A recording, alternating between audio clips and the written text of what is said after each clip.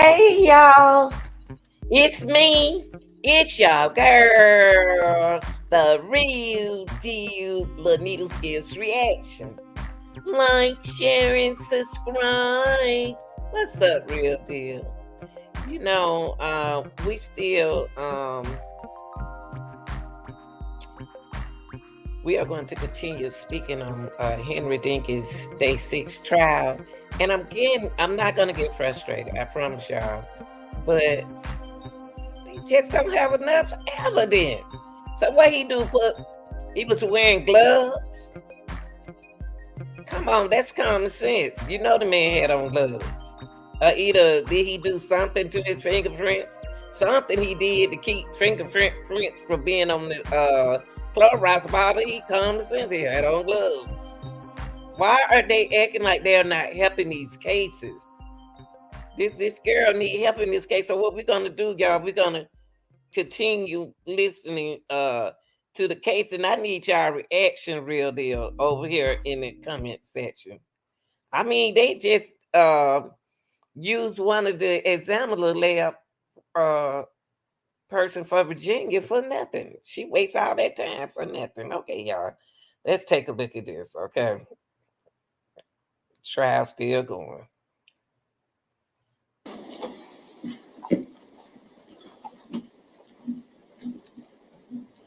Took a flight off from work for nothing.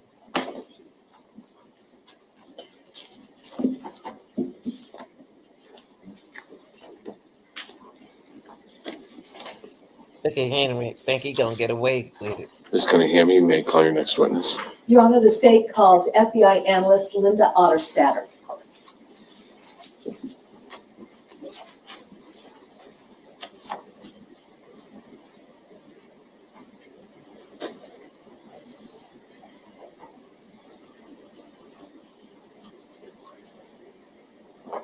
Look at him. He know he did it.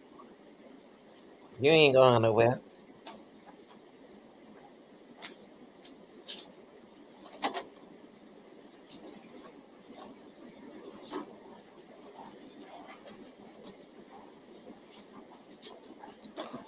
Do you swear to tell the truth, the whole truth, nothing but the truth? Yes, I do.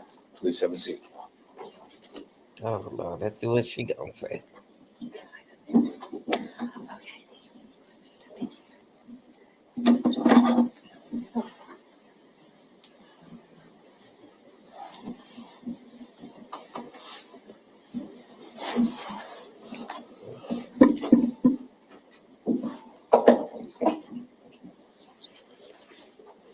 I think so. Thank you.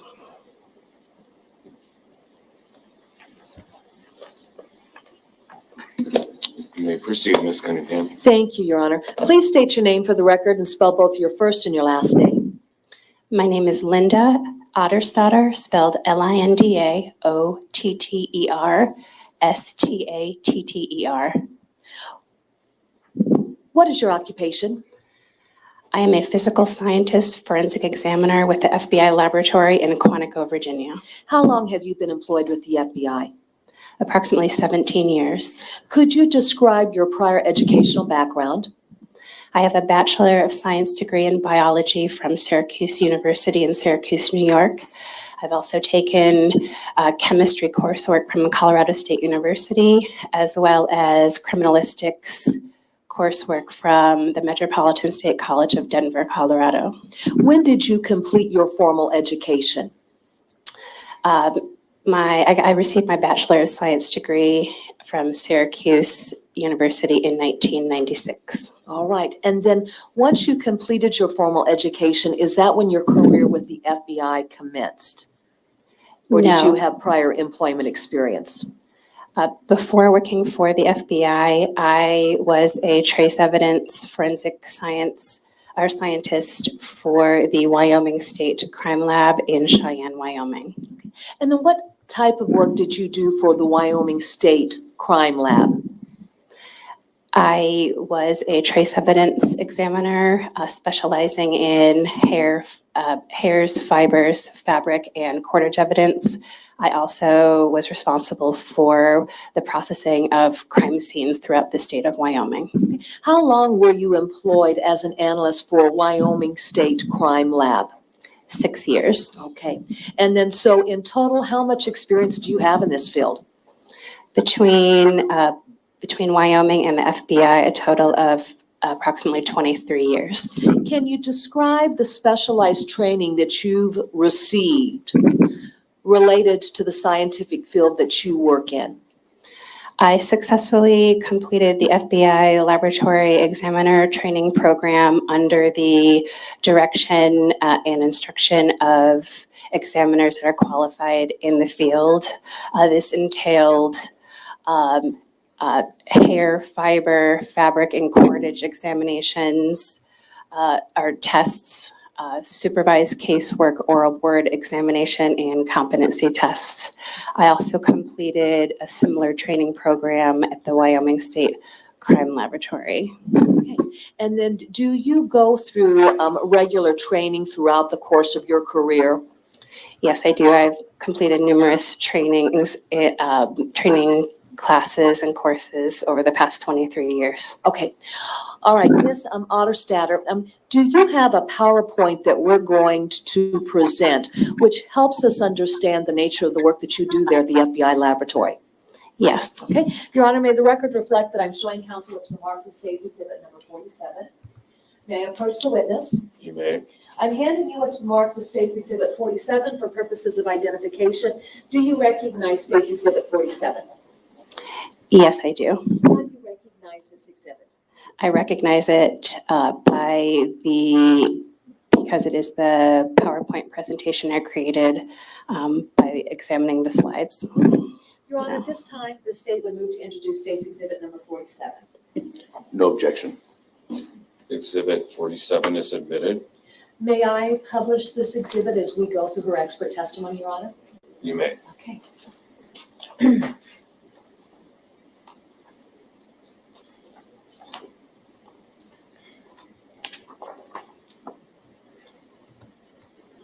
Now, directing your attention to page 1 of this exhibit, very simply, what do we see here? This was the title slide saying that it's a FBI Laboratory Trace Evidence Unit presentation, and I work in the hair and fiber group. Okay, and then I'm going to bring this down a little bit so we have the ability to see everything.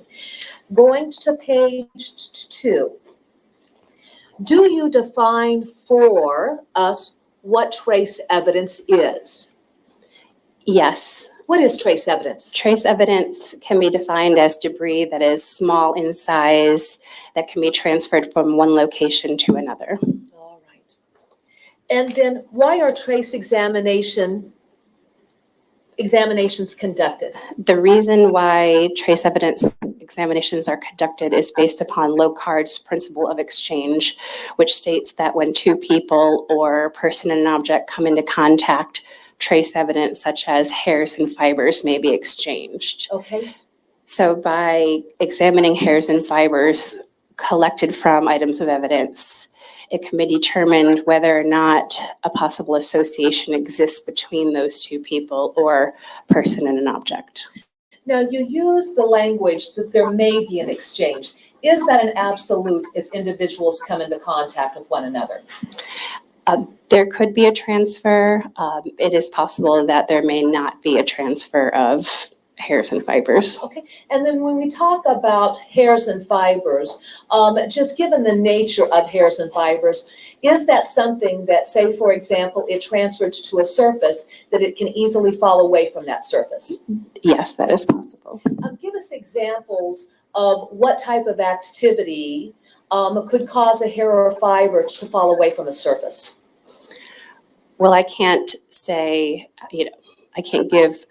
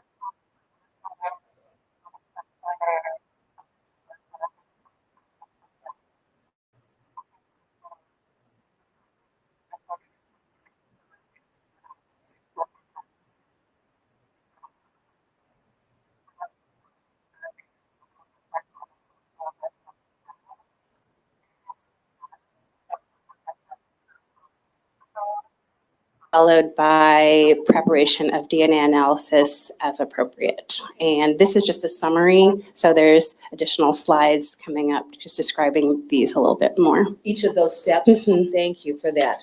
All right, now, as we go to page 7 then, are you going to provide for us essentially an explanation as to how you would process items of evidence for hairs or fibers? Yeah, items of evidence in the laboratory are examined in specialized processing rooms within the trace evidence unit at the FBI laboratory. Rooms are thoroughly cleaned prior to use. Items from the victim, suspect, and crime scene are processed in different rooms or on different dates to avoid cross-contamination. And protective clothing such as gloves, hair nets, and lab coats are used and also changed prior to processing items from different individuals or scenes. Okay. In page 8, can you describe the various processing techniques that exist for purposes of collecting these items and being able to analyze them? There are various methods employed that hairs and fibers can be collected using. Pictured in the upper left-hand corner is tape lifting. In the upper right-hand corner is vacuuming, where a specialized vacuum filter is used to collect hairs and fibers. In the bottom right-hand corner, there is what's called scraping, and this is showing, let's take a shirt, for example. If a shirt is an item of evidence, it is hung on a bar over clean brown paper, and a metal spatula is used to gently scrape the shirt, pictured here, and dislodge any foreign hairs and fibers from that item onto the clean brown paper. Let me just take that a step further if I could. Does the item come into the laboratory, and let's use a shirt for example, since that's what we're seeing here in your PowerPoint.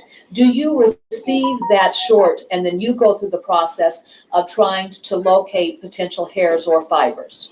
Yes. Okay, so that doesn't happen out in the field. It's simply coming to you to determine whether or not there's a hair or fiber present. In general, that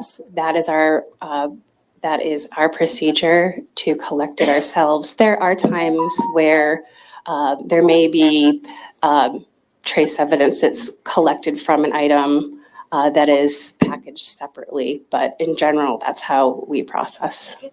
Let me throw an example out. During the course of the investigation in this particular matter, there was a vehicle of interest, an RV, and between the top foam mat and the bottom foam mat, there were like, for example, a long piece of hair. Would that be an instance where field agents then would collect that hair or fiber and then package that up for purposes of examination? That is a possible way that they could do it, yes. Okay. But in most instances, it's an article that's coming in that you are going to process to see if you can identify whether or not there are hair or fibers present? Yes. All right. Because an article is submitted to the laboratory for you to process for hair or fibers, does that necessarily mean that the field agent has observed that, or are they simply taking articles and sending them in and asking you to go through your process to try and identify or locate something that could potentially identify involved parties? Yes, they will collect the item, and then we will determine whether or not that there's hairs and fibers that were found on that, because we use specialized equipment such as microscopes to do so, and sometimes with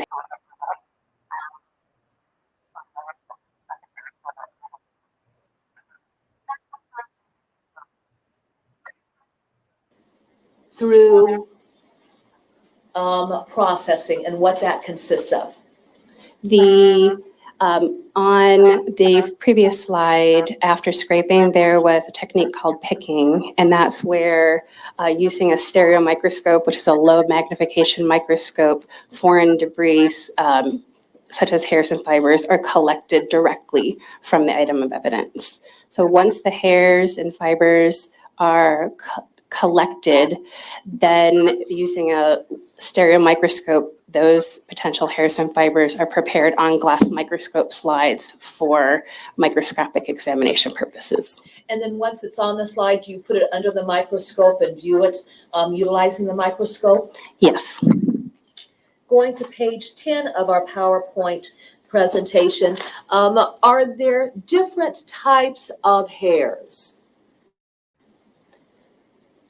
Yes, so the next step is the characterization of hairs, and this is done with a high magnification microscope.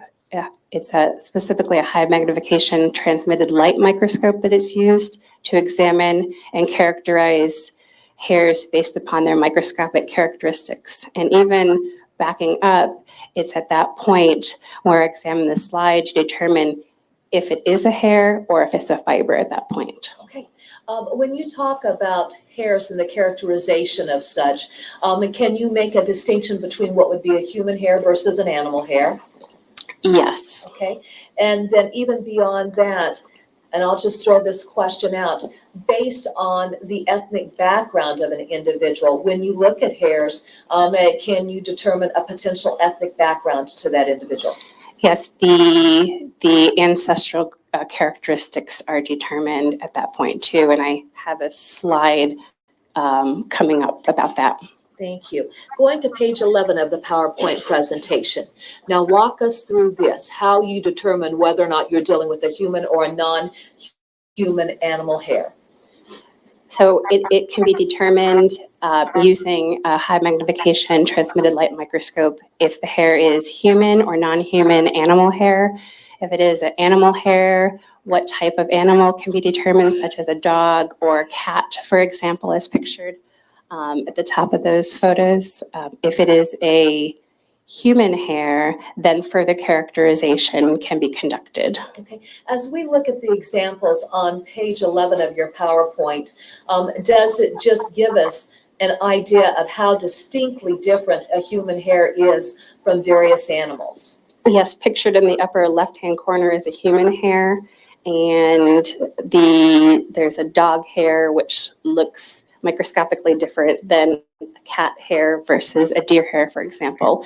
All the characteristics in those different 3 anatomical regions of the hair have different characteristics for characterization. And then when you were talking about the 3 anatomical characteristics of a hair, was that what we had discussed earlier when we talked about the outside of the hair, what would run through the middle of the hair, and then basically the center structure? Yes. Okay. Going to page 12 of the PowerPoint. Does this pick up on the question that I asked about determining the ancestry of a human hair? Yes, hairs can exhibit characteristics of African ancestry, Asian or Native American ancestry, or European ancestry, and hairs can exhibit characteristics of multiple ancestral groups as well. Okay, let's use a hair that has an African ancestry versus a hair that has a European ancestry. What would be the difference between the two? Well, there are many differences, and all of those characteristics together can identify a hair as European or African. Those differences can be, for example, a African ancestry characteristic hair is usually finer and flatter, sort of like a ribbon. And that is why in the upper right-hand corner, you can see that if you look at, look at one hair, it looks like it varies in diameter. That's the flat shape. In addition to the cross-sectional shape, there's also the pigment granules are usually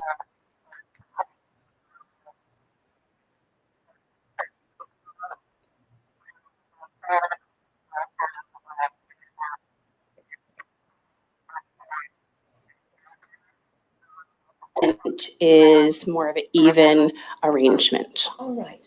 Now, let's discuss the different types of hair that you would examine based on where they are located on the human body?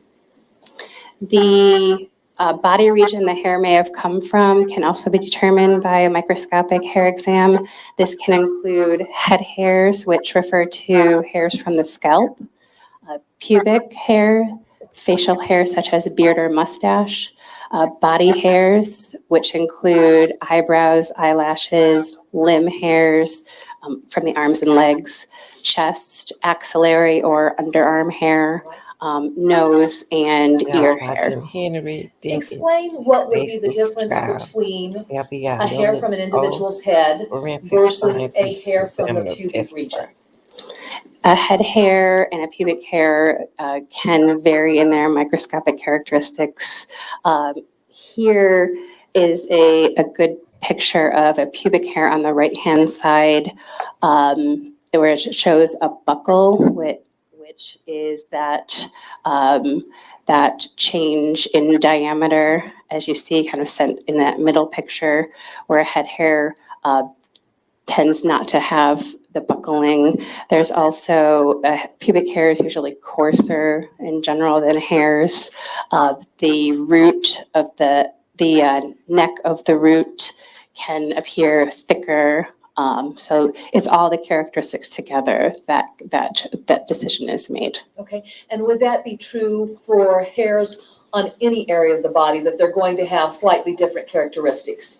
Yes. Okay, do you set forth yet another example on this particular portion of your PowerPoint related to a facial hair so that we can see the difference in the appearance between a head hair, a pubic hair, and a facial hair?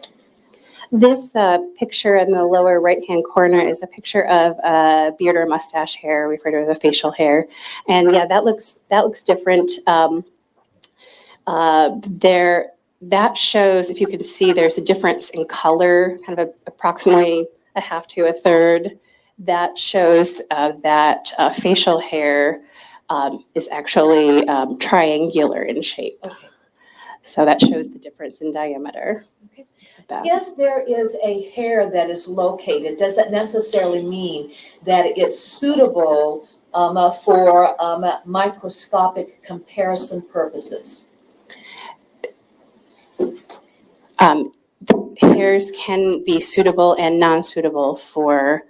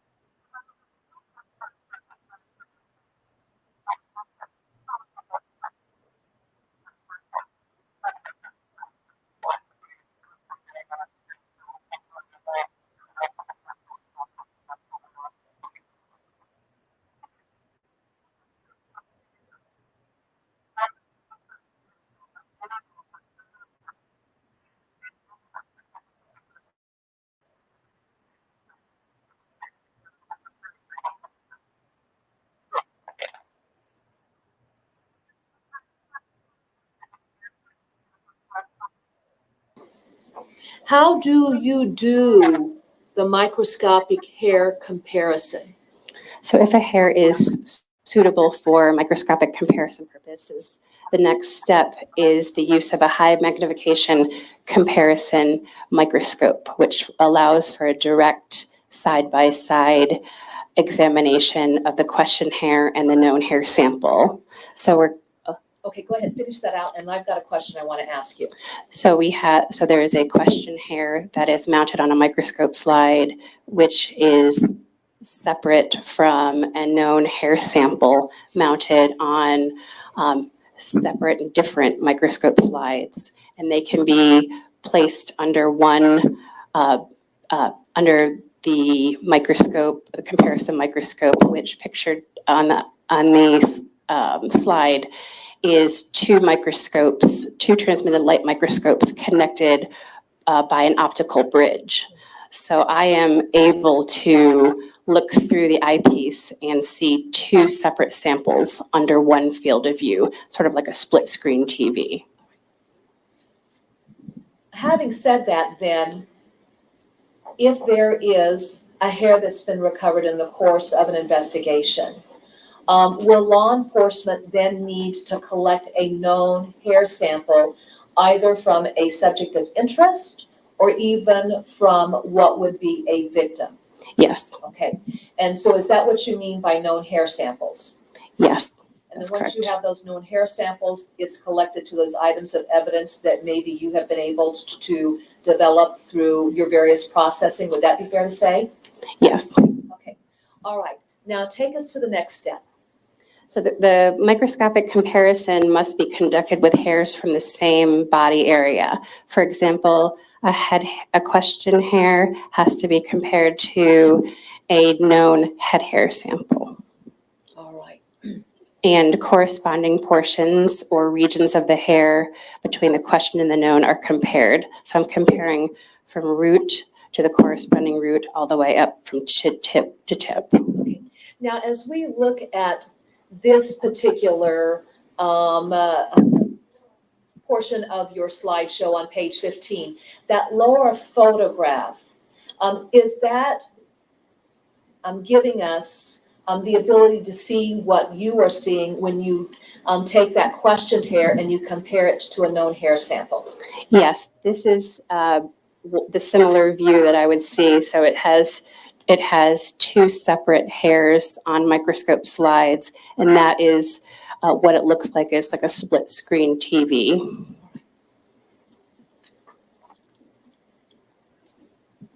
Going to page 16. Now, as you do that comparison then, what conclusions can be reached?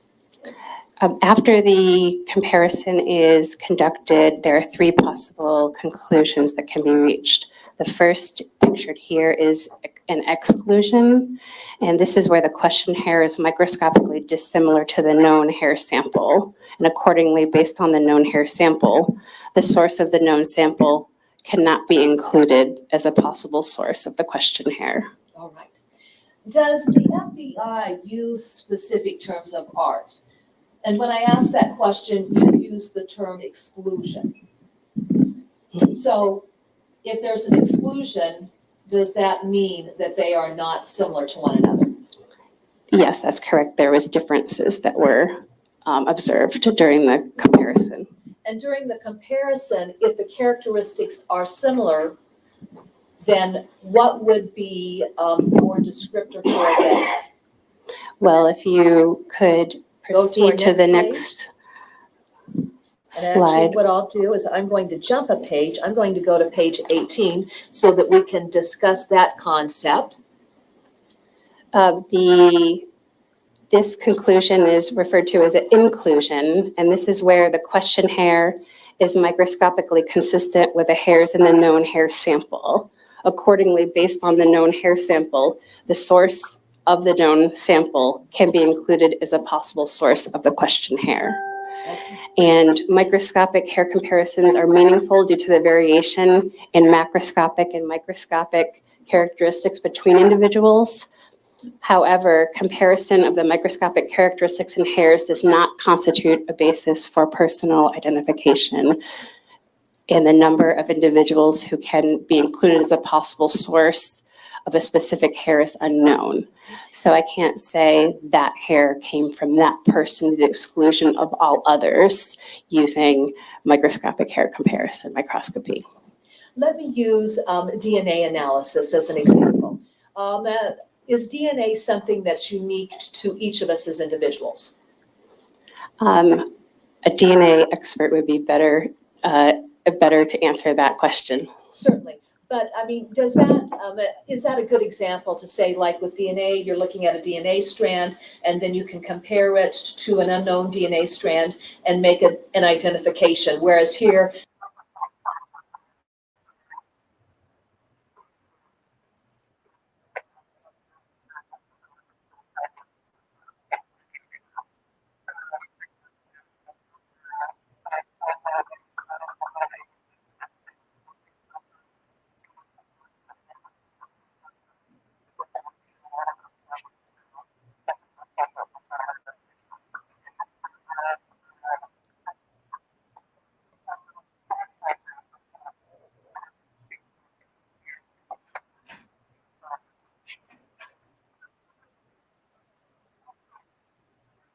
portion of your PowerPoint, you talked about variations in macroscopic and microscopic characteristics. Give us an example of what would be a macroscopic characteristic. A macroscopic characteristic is something that you can see under low magnification or with the unaided eye. So you can see, say, if you can look around the courtroom, you can see different people have different color, hair, different texture, straight, curly, blonde, red, brown. So those are more of the macroscopic characteristics. And the microscopic characteristics, are those the characteristics that we discussed in one of your earlier slides as far as the characteristics of a particular hair? Yes, that is correct. So the microscopic characteristics such as pigment granules, for example, the arrangement of pigment, something that you have to use a microscope to examine. Are there times then that you cannot either make it a determination about an inclusion or an exclusion? Yes, the final conclusion option is an inconclusive, and this states that no conclusion can be reached because of the question hair exhibits both similarities and differences to the known sample, or also because the hair is of limited value for microscopic comparisons. All right, now on page 19 of your PowerPoint, can you explain to us what you are talking about when you talk about blind verifications? So blind verifications, when you have a conclusion of an inclusion, all inclusions are examined by a second qualified hair examiner. The second examiner independently examines and compares the question and the known hairs. And then after that, following the blind verification, a hair is submitted for the appropriate DNA analysis. So other hairs also may be submitted for DNA analysis at the discretion of the examiner. What factors come into play when you're making a Comparison microscope is used for a direct side-by-side differences at the microspectrophotometry step. The next step is a Fourier transform infrared spectroscopy. Sorry. The next step is the... And then if you could spell the word as you state that last step to help out our court reporter. I'm sorry, where did you leave off? The next step after... The next step after fluorescence microscopy is microspectrophotometry, otherwise known as MSP. So microspectrophotometry is spelled MICROSPECTROPHOTOMETRY. followed by Fourier, Fourier, transform, infrared spectroscopy, SPECTROSCOPY. Now, just given your description of the various steps that you go through,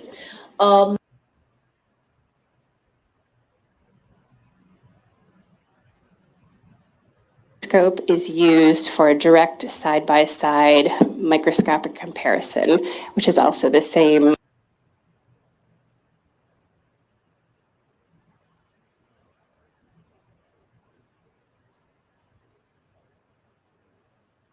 the fiber comparison microscopy.